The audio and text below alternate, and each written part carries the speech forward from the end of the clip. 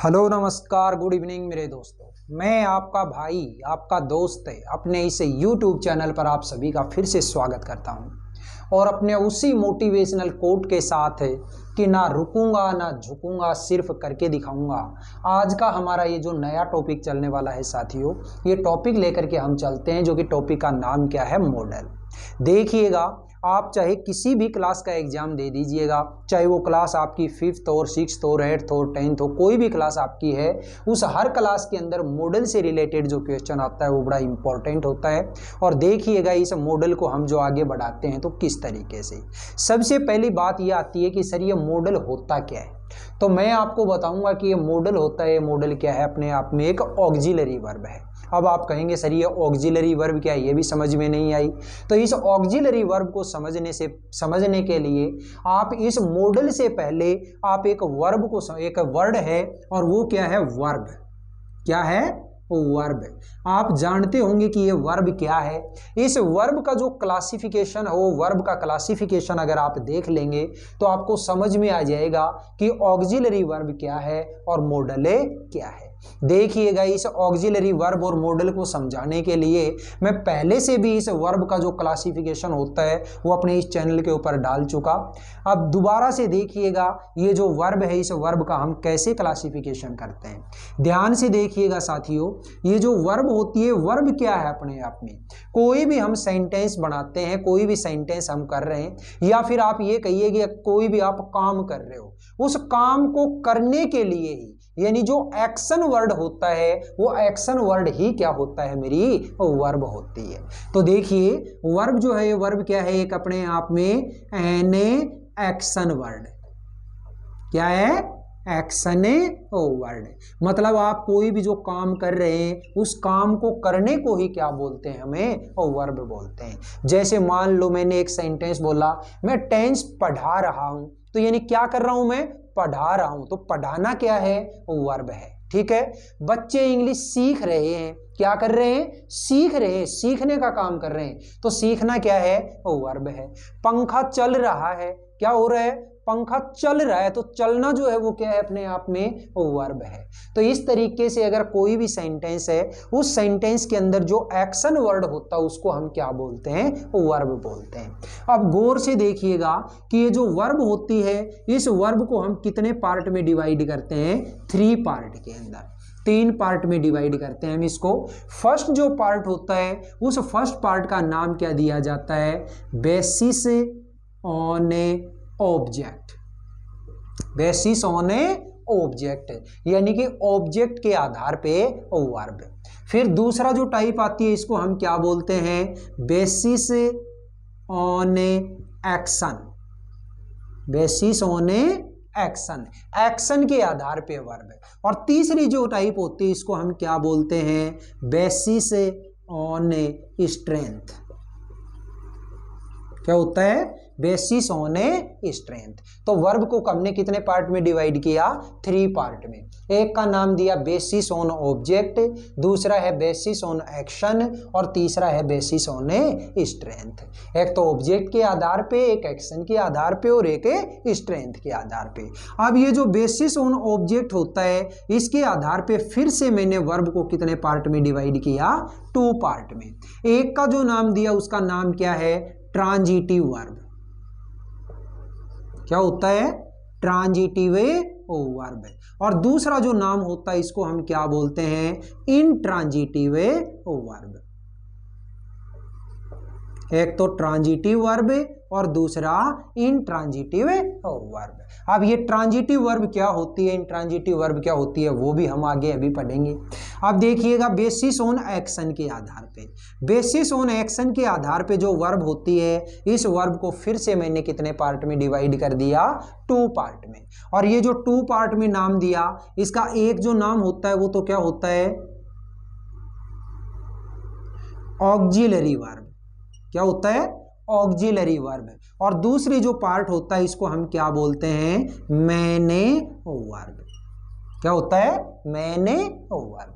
ये basis on strength के आधार पे हमने फिर से वर्ब जो होती है, इसको कितने पार्ट में डिवाइड किया, 2 पार्ट में। एक का जो नाम होता है, इसको हम क्या बोलते हैं, वीक वर्ब। क्या होता है, वीक वर्ब है, और दूसरा जो पार्ट है इसको हमने क्या नाम दिया, स्ट्रॉन्ग वर्ब, स्ट्रॉन्ग वर्ब। अब देखिए ये जो हमारी ऑक्सिलरी वर्ब होती है, इस ऑक्सिलरी वर्ब को फिर से कितने पार्ट में डिवाइड किया, 2 पार्ट में। एक का जो नाम होता है इसको हमने क्या बोला, हेल्पिंग वर्ब, हेल्पिंग वर्ब है, और दूसरा जो पार्ट होता है इस दूसरे पार्ट को हमने क्या नाम दिया, मॉडल वर्ब, मॉडल वर्ब। ठीक है, इसी तरीके से ये जो मेन वर्ब होती है, इस मेन वर्ब को फिर से कितने पार्ट में डिवाइड किया, 2 पार्ट में। एक का जो नाम होता है इसका हमने क्या नाम दिया, फाइनाइट वर्ब, फाइनाइट वर्ब, और दूसरा जो होता है इसको क्या नाम दिया, इनफाइनाइट वर्ब। बताइएगा ये इतना सा जो स्ट्रक्चर है, ये स्ट्रक्चर आपके दिमाग के अंदर सेट होना चाहिए। एक बार फिर देखिएगा कि ये जो मॉडल होता है, इस मॉडल को हमने समझने के लिए क्या समझा, पहले वर्ब क्या होती है। वर्ब क्या होती है अपने आप में, वर्ब होती है वो अपने आप में एक एक्शन वर्ड होता है। ये जो वर्ब होती है, वर्ब को कितने पार्ट में डिवाइड किया, 3 पार्ट के अंदर। एक तो ऑब्जेक्ट के आधार पे, एक एक्शन के आधार पे, और एक स्ट्रेंथ के आधार पे। फिर ये जो ऑब्जेक्ट के आधार पे जो वर्ब थी इसका फिर से 2 पार्ट में डिवाइडेशन कर दिया। एक का नाम दिया ट्रांजिटिव वर्ब और दूसरे का नाम दिया इंट्रांजिटिव वर्ब। इसी तरीके से जो बेसिस ऑन एक्शन के आधार पे था इसको 2 पार्ट में डिवाइड कर दिया। एक का नाम दिया ऑक्सिलरी वर्ब और दूसरे का नाम दिया मेन वर्ब। जो ऑक्सिलरी वर्ब थी इसको फिर से 2 पार्ट में डिवाइड किया। एक क्या निकल के आई मेरे पास है, हेल्पिंग वर्ब, और दूसरा क्या निकल के आया, मॉडल वर्ब। और ये जो मेन वर्ब है, ये मेन वर्ब को जब मैंने आगे डिवाइडेशन किया इसका, तो एक तो निकल के आई फाइनाइट वर्ब और एक आई मेरी इनफाइनाइट वर्ब। यहाँ पे जो बेसिस ऑन स्ट्रेंथ के आधार पे है इसको फिर से मैंने 2 पार्ट में डिवाइड किया। एक का नाम आया वीक वर्ब और एक का नाम आया स्ट्रॉन्ग वर्ब। बताइएगा ये इतना सा जो मैटर है, ये मैटर आपके समझ में आया या नहीं आया। अब इसको आगे हम पढ़ रहे हैं और गौर से देखिएगा कि ये ट्रांजिटिव वर्ब क्या होती है, इनट्रांजिटिव वर्ब क्या होती है। ट्रांजिटिव वर्ब को आप क्या याद रखेंगे, ऐसी वर्ब जो विद ऑब्जेक्ट हो, विद ऑब्जेक्ट, यानी कि कोई भी ऐसी वर्ब जिसके बाद में ऑब्जेक्ट आता हो उसको हम बोलते हैं ट्रांजिटिव वर्ब। और कोई ऐसी वर्ब जिसके बाद में ऑब्जेक्ट नहीं आता हो, यानी कि विदाउट ऑब्जेक्ट, विदाउट ऑब्जेक्ट। तो विदाउट ऑब्जेक्ट जो वर्ब होती है उस वर्ब को हम क्या बोलते हैं साथियों, इनट्रांजिटिव वर्ब बोलते हैं। ठीक है, आप देखिए इसका एक एग्जाम्पल बनाते हैं हम ट्रांजिटिव का। मान लो मैंने एक छोटा सा एग्जाम्पल दिया, जैसे आई लर्न इंग्लिश। मैंने ये एग्जाम्पल दिया, आई लर्न इंग्लिश, मैं अंग्रेजी सीखता हूं। अब यहाँ पे आपने देखा कि ये जो वर्ब है, इस वर्ब के बाद में क्या आया है, ऑब्जेक्ट आया है। इसका मतलब है ये जो वर्ब है मेरी लर्न, ये लर्न वर्ब कैसी हो गई, मेरी ट्रांजिटिव वर्ब। दूसरा एग्जांपल जैसे मान लो मैंने दिया, द चिल्ड्रेन प्ले हॉकी, बच्चे हॉकी खेलते हैं।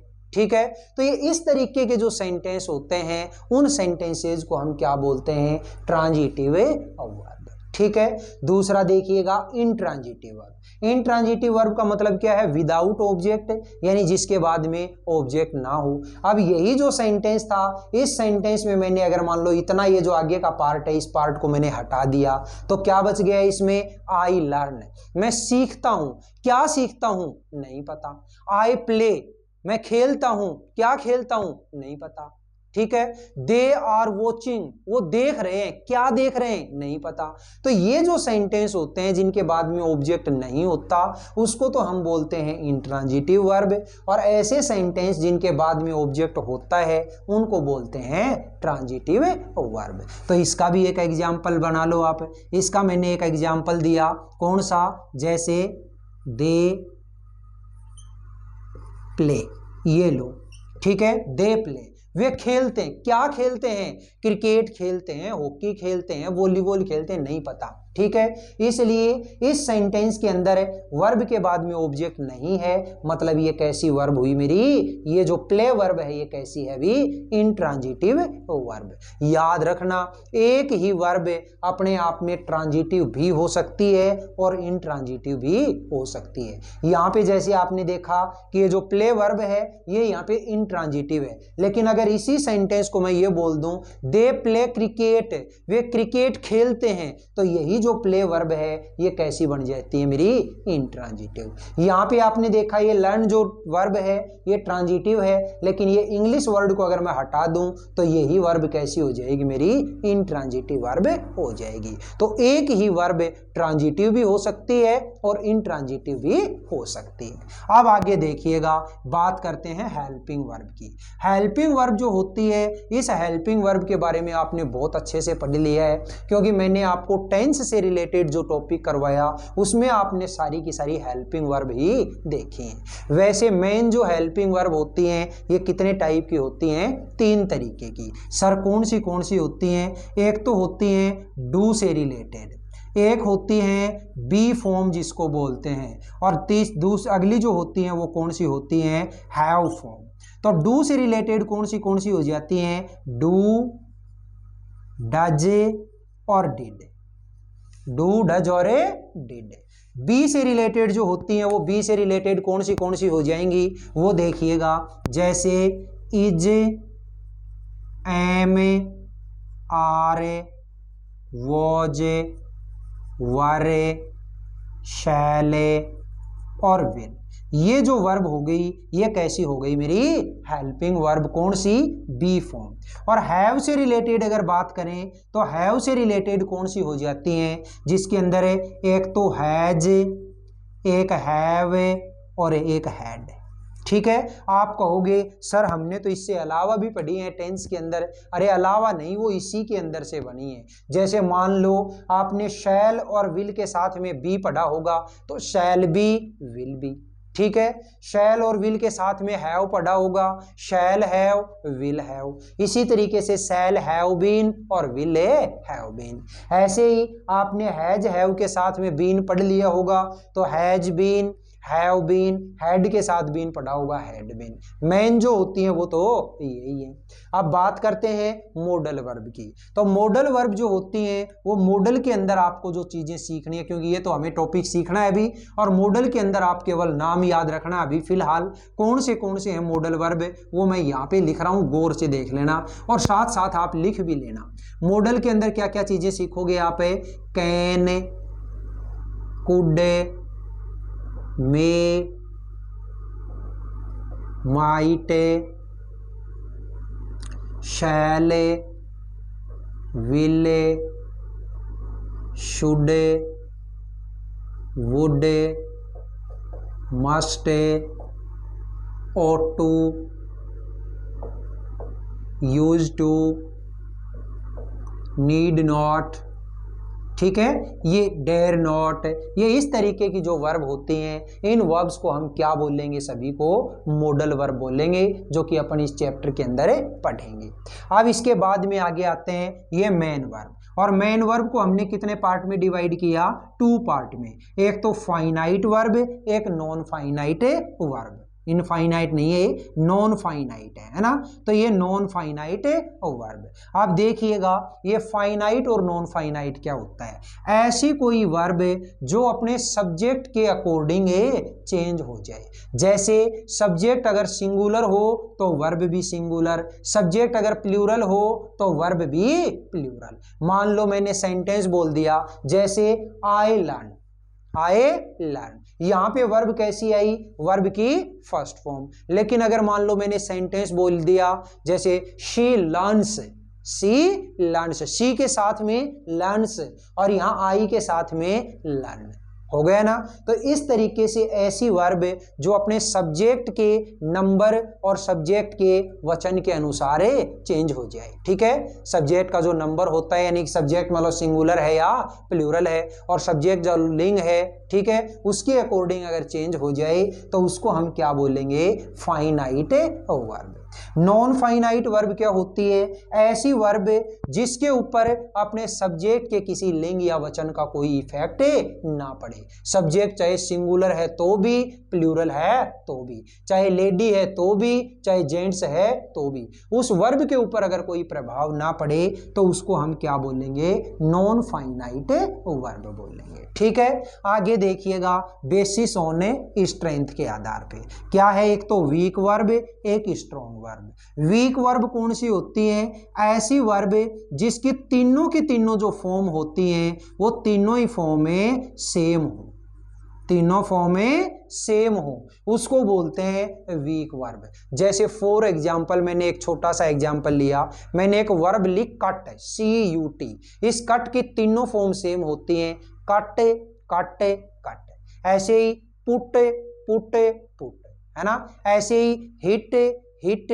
हिट, ऐसे ही जैसे रीड READ, सेकंड फॉर्म भी READ, थर्ड फॉर्म भी READ। तो ऐसी वर्ब जिसकी तीनों फॉर्म सेम होती हैं उनको हम क्या बोलते हैं, वीक वर्ब। ठीक है, फिर बात करते हैं स्ट्रॉन्ग वर्ब की। स्ट्रॉन्ग वर्ब कौन सी होती है, ऐसी वर्ब जिसकी या तो कोई दो फॉर्म सेम हो या फिर कोई भी तीनों फॉर्म में अलग अलग हो। ठीक, सॉरी यहां पे मैंने थोड़ा सा उल्टा बोल दिया। वीक वर्ब कौन सी होती है, जिसकी तीनों फॉर्म या तो सेम हो या फिर कोई दो फॉर्म में सेम हो। तो तीनों वाले का मैंने एग्जांपल अभी अभी दे दिया। ठीक है, कट का दे दिया, पुट का दे दिया, रीड का दे दिया, है ना। इसी तरीके से अगर मान लो कोई दो फॉर्म सेम हो, वो भी कैसी है, वीक वर्ब। ठीक है, मैं थोड़ा सा आगे चला गया। तो वीक वर्ब, और वीक जो वर्ब होती है उसे वीक वर्ब भी मतलब दो फॉर्म सेम का एग्जांपल, जैसे बाय, BUY, तो यानी बाय, बॉट बॉट, है ना। ब्रिंग, BRING, तो यानी ब्रिंग, ब्रॉट ब्रॉट। ऐसे ही टीच, टॉट टॉट। तो ये जो वर्ब हुई, ये वर्ब कैसी है, मेरी सारी की सारी वीक वर्ब। दूसरा आता है अभी स्ट्रॉन्ग वर्ब कौन सी है। स्ट्रॉन्ग वर्ब वो वर्ब होती है जिसकी तीनों फॉर्म अलग अलग हो, तीनों फॉर्म में अलग अलग हो। मैंने एक एग्जांपल दिया, जैसे write, WRIT, first form write, second form wrote, third form written, है ना। इसी तरीके से मैंने एक एग्जांपल और दिया, जैसे फॉर एग्जांपल ईट, EAT, तो यानी ईट, एट, ईटन, है ना। मैंने एग्जांपल दिया डू, DO, तो यानी डू, डिड, डन, है ना। मैंने एग्जांपल दिया गो, तो गो, वेंट, गॉन, हो गया ना। मैंने एग्जांपल दिया टेक, TAKE, तो टेक, टुक, टेकन। ये ऐसी वर्ब हैं जिनकी तीनों फॉर्म अलग अलग होती हैं, और तीनों फॉर्म अगर अलग अलग हैं तो वो कैसी वर्ब कहलाएगी, मेरी स्ट्रॉन्ग वर्ब कहलाएगी। और कोई भी तीनों फॉर्म सेम हो या फिर कोई दो फॉर्म सेम हो तो उसको हम क्या बोलेंगे, वीक वर्ब बोलेंगे। बताइएगा साथियों, आज की इस छोटी सी क्लास के अंदर मैंने इस वर्ब के क्लासिफिकेशन के बारे में जितना कुछ बताया वो आपके समझ में आया या नहीं आया। अब नेक्स्ट जो हमारी क्लास होगी उसमें हम मेन देखेंगे ये मॉडल। तो यानी कि ये मॉडल था, ये मॉडल कहाँ से पैदा हुआ। मॉडल जो है अपने आप में एक वर्ब ही है, उस वर्ब का जो क्लासिफिकेशन किया वहां क्या निकल के आई, मेरी ऑक्सिलरी वर्ब, और उस ऑक्सिलरी वर्ब को आगे मैंने डेराइव किया तो क्या निकल के आया, मॉडल। और इस मॉडल के अंदर हमें क्या क्या चीजें पढ़नी है वो सारी की सारी चीजें हम 1 बाय 1 करके देखेंगे। ठीक है, बताइएगा ये क्लास आपको कैसी लगी। अगर ये क्लास आपको वाकई में अच्छी लगी है तो इस क्लास को आप ज़्यादा से ज़्यादा लाइक करिएगा, शेयर करिएगा, कमेंट बॉक्स में कमेंट करके ज़रूर बताइएगा। और अपने इस चैनल को अगर आपने अभी तक सब्सक्राइब नहीं किया तो प्लीज़ इसे सब्सक्राइब करके पास वाले बेल आइकन को जरूर प्रेस करिएगा। फिर मिलेंगे अपन अगले वीडियो में, तब तक के लिए आप हंसते रहिए, मुस्कुराते रहिए और बहुत शानदार तरीके से अपनी इन क्लासेज का आनंद लेते रहिए। All the best, see you again next time.